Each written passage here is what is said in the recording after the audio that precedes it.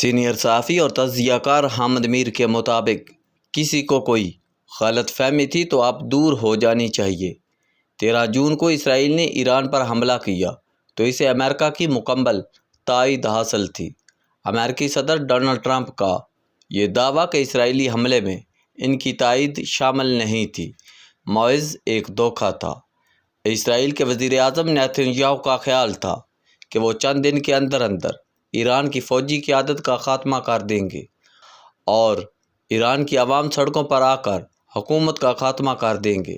Nitin Yahoo نے ایران میں اپنے مضبوط انٹیلیجنس نیٹ ورک کی مدد سے ایران کی فوجی قیادت اور ایٹمی سائنسدانوں کو تو آسانی سے نشانہ بنا لیا، لیکن ان کے سیاسی اندازے غلط ثابت ہوئے۔ ایرانی عوام سڑکوں پر ضرور نکلے، لیکن مرگ بر اسرائیل کا نعرہ بلند کرنے کے لیے سڑکوں پر نکلے۔ ایران نے نہ صرف اسرائیل کے خلاف بھرپور مزاحمت کی، بلکہ ایرانی میزائلوں نے اسرائیل کے ایئر ڈیفنس سسٹم کے ناقابل شکست ہونے کے تصور کو بھی چکنا چور کر دیا۔ اور جب ایرانی میزائل تل ابیب میں گرنا شروع ہوئے تو ایک طرف تمام مسلم ممالک نے ایران کی حمایت شروع کر دی تو دوسری طرف ڈونلڈ ٹرمپ غصے میں آگ بگولا ہو گئے۔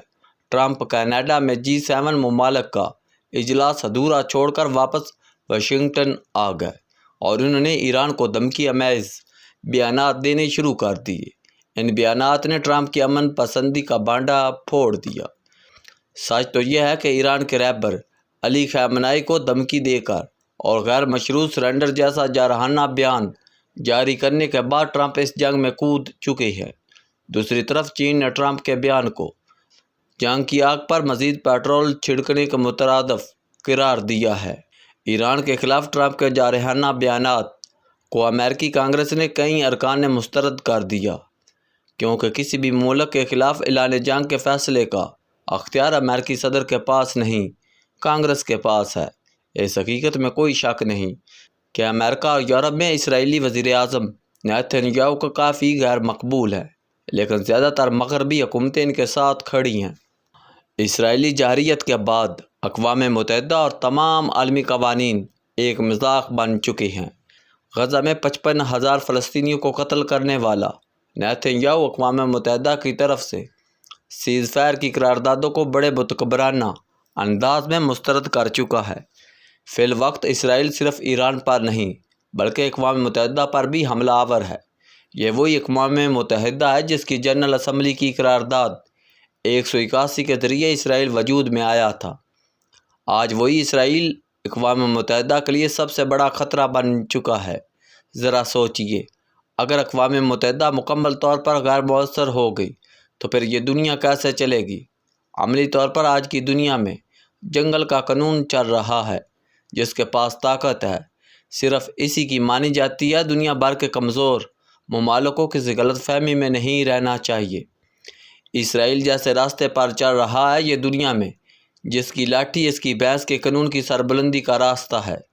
یہ قانون اقوام متحدہ کی چارٹر کی نفی ہے، لہذا دنیا کو اٹھنا ہوگا، اقوام متحدہ کو بچانا ہوگا، ورنہ دنیا کے ہر خطے میں کوئی نہ کوئی اسرائیل کی طرح اپنی حوث سے ملک گیری کو قانون بنا کر نافذ کر دے گا۔ اقوام متحدہ کو بچانے کا ایک ہی راستہ ہے، ایران کے خلاف اسرائیلی جارحیت کے مخالف ممالک مشترکہ طور پر اقوام متحدہ کی جنرل اسمبلی میں یہ قرارداد لائیں کہ اسرائیل اسی جنرل اسمبلی کی قرارداد 181 کے تحت قائم ہوا، لیکن اسرائیل اس قرارداد پر عمل درآمد نہیں کر رہا، لہذا یہ قرارداد واپس لی جائے۔ سوال یہ ہے کہ کیا اقوام متحدہ اپنی قرارداد واپس لے سکتی ہے؟ جی ہاں، ایسی مثالیں موجود ہیں۔ 10 نومبر 1975 کو جنرل اسمبلی نے قرارداد 3379 کے ذریعے صہیونیت کو نسل پرستی کی ایک شکل قرار دیا۔ اس قرارداد کے حق میں 72 ووٹ آئے اور مخالفت میں 35 ووٹ آئے، جبکہ 32 ممالک نے ووٹ نہیں دیا۔ قبل ازیں 1973 میں جنرل اسمبلی قرارداد 3151 کے تحت نسل پرستی کی مذمت کر چکی ہے۔ 1951 میں میڈرڈ میں اسرائیل اور فلسطینی قیادت میں مذاکرات کی کوشش شروع ہوئی تو اسرائیل نے شرط رکھی کہ قرارداد 3379 کو واپس لیا جائے۔ جنرل اسمبلی نے یہ قرارداد واپس لے لی اور میڈرڈ میں فلسطینی وفد کی اسرائیل سے ملاقات ہوئی، جس میں اردن، لبنان اور شام کے نمائندے بھی شامل ہوئے۔ میڈرڈ کانفرنس کے بعد اوسلو میں مذاکرات شروع ہوئے اور ایک کمزور سی فلسطینی ریاست کے قیام کا راستہ نکالا، لیکن قرارداد 181 پر عمل درآمد نہ ہوا، کیونکہ اس قرارداد میں جو علاقے فلسطینی ریاست میں شامل کیے گئے ان میں سے کئی علاقوں پر بدستور اسرائیل کا قبضہ ہے۔ 181 کے تحت مسجد اقصی اقوام متحدہ کے کنٹرول میں ہونی چاہیے، لیکن مسجد اقصی پر بھی اسرائیل کا قبضہ ہے۔ اگر اقوام متحدہ کے جنرل اسمبلی کی منظور کردہ قرارداد 3379 واپس ہو سکتی ہے تو 181 بھی واپس ہو سکتی ہے۔ 3379 کو 72 ممالک نے ووٹ دیا، 181 کو صرف 33 ممالک نے ووٹ دیا تھا، جس میں ایک بھی عرب اور مسلم مملک شامل نہ تھا۔ 24 اکتوبر 1947 کو قرارداد 181 منظور ہوئی تو اس کا مقصد 2 ریاستوں کا قیام تھا۔ اس وقت اقوام متحدہ کے ارکان کی تعداد صرف 56 تھی، جس میں 33 نے حمایت اور 13 نے مخالفت کی تھی، جبکہ 10 ممالک نے ووٹ نہیں دیا تھا۔ آج اقوام متحدہ کے ارکان کی تعداد 193 ہے۔ بین الاقوامی قوانین کے ماہرین کی ایک بڑی تعداد اس رائے سے اتفاق کرتی ہے کہ قرارداد 181 دراصل اقوام متحدہ کے چارٹر کی خلاف ورزی ہے، لہذا اس قرارداد کو واپس لے کر مسئلہ فلسطین کے حل کے لیے اقوام متحدہ میں دوبارہ بحث کی جائے اور مسئلہ فلسطین کے حل کے لیے کوئی نئی قرارداد لائی جائے۔